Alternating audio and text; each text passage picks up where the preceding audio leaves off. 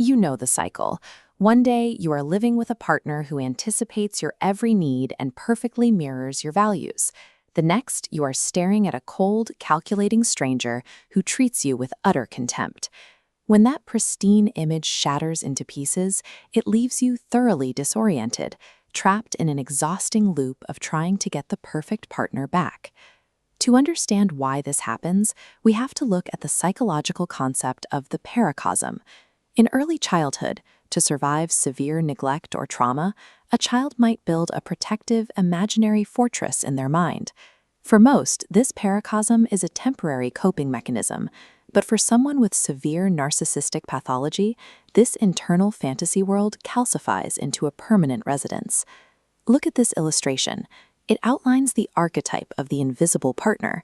Inside the narcissist's paracosm, you are not seen as a separate human being. Instead, you are a functional object in a shared fantasy, permitted only to reflect their idealized image. We are going to dismantle this toxic bond. In this video, we will walk through a specific 3-step protocol to break you out of this shared fantasy and help you reclaim your autonomy. Before we begin, you need to be in a safe, quiet space away from your abuser. Grab a notebook and a pen. We will be doing a physical exercise later in the video, and you will need them ready. Step 0 is accepting one hard truth. You must abandon the hope of getting a normal sense of closure from your abuser. To escape the loop, you have to look past the illusion and face the stark, mechanical reality of their psychological structure. Step 1 is diagnosing the mechanics of the abuser's empathy and mapping exactly where you currently stand in the timeline of the relationship. Normal human empathy is tripartite: instinctual, cognitive, and emotional. A narcissist operates with an arrested version. As seen here, their emotional component shatters entirely.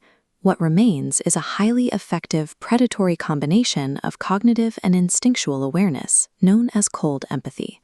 Cold empathy acts like an X-ray. It allows the abuser to perfectly scan your vulnerabilities, desires, and fears.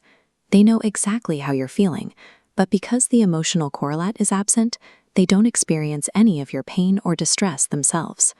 Because they rely on cold empathy, narcissistic relationships follow a rigid, predictable loop, mapped out here. Stages 1 and 2 form the shared fantasy. The abuser acts as a flawless mirror, building a delusion of a soulmate. Next, in stages 3 and 4, your normal human needs are perceived as threats, causing them to withdraw. Finally, in stage 5, the discard, you are devalued and thrown away by someone already emotionally disconnected. Look at your notebook and write down exactly which stage you are in right now. If you're currently in the devaluation or discard phases, you must stop trying to negotiate or fix the relationship. You cannot reason with cold empathy. Step 2 is severing your emotional supply to the abuser. To do this, you need to recognize the defensive architecture of the narcissist's mind. This diagram breaks down the false self structure. To survive early trauma, the narcissist built a grandiose outer shell over a core of deep shame and an internal void. Because this grandiose self is a fiction, it requires constant validation. Even minor criticism or genuine demands for connection threatens to expose the shame, triggering explosive narcissistic rage to protect the illusion. This is why you must immediately stop using normal relationship repair tactics, pleading for closure, attempting to explain your feelings, or trying to provoke jealousy are completely ineffective against a disconnected false self. You're talking to a defense mechanism, not a fully integrated person. Open your notebook. Write down 3 strict boundaries that you'll enforce starting today, like, I won't explain my feelings, I won't ask for an apology, and I won't respond to provocations. Setting these factual boundaries shifts your mind out of confusing cognitive dissonance and into cold clarity. Once you stop expecting human responses from an artificial structure, their behavior loses its grip. Step 3 is somatic mapping. We will pull your mind from the trauma loop and reconnect your executive functioning to physical reality, rebuilding your autonomy. Take your pen. On a blank page, draw a representation of the narcissist's paracosm. Sketch the rigid, isolated fortress you were forced to inhabit. It doesn't need to be perfect art. Just get the heavy walls down on paper. The narcissist intentionally isolates you within this fortress. They trade the complexity of real life for absolute control over a closed system, stunting your healthy human growth. Now, use your fingertips to physically trace the borders of the walls you just drew. As you move your fingers over the lines on the paper, pay strict attention to the physical sensations in your body. Notice your breathing, the pressure of your hand, and the texture of the page. There is specific neuroscience behind this action. Tracing these physical borders engages your executive neural networks.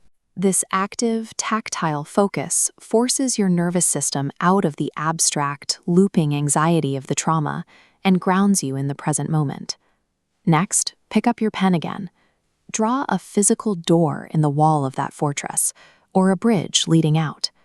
Draw a path stretching into an open, free landscape outside those walls. That landscape represents your actual, independent life. This mapping exercise externalizes the trauma. By moving the trap out of your head and onto the paper, your nervous system can visually see the enclosure. Your body finally has the physiological permission to leave it behind. Look at the bridge you just drew. You have successfully mapped the trap, and you have established a tangible, visible path back to reality. Now deliver the final reality check to yourself. You must accept that the perfect partner you are grieving never existed. The person you fell in love with was just a mirage, generated by an arrested, traumatized mind to keep you compliant. Moving forward requires daily maintenance. Keep the strict boundaries you wrote down in step 2. Whenever you feel pulled back toward the fantasy, review your notes, physically trace your drawing again, and focus on rebuilding your self-worth through authentic emotional connections with safe people. Recovering from this level of psychological manipulation is complex work. If you are struggling, please seek out a trauma-informed therapist who understands the specific mechanics of post-narcissistic recovery. You have mapped the exit. You have reclaimed your autonomy. You are no longer an instrument in someone else's delusion. Welcome back to reality.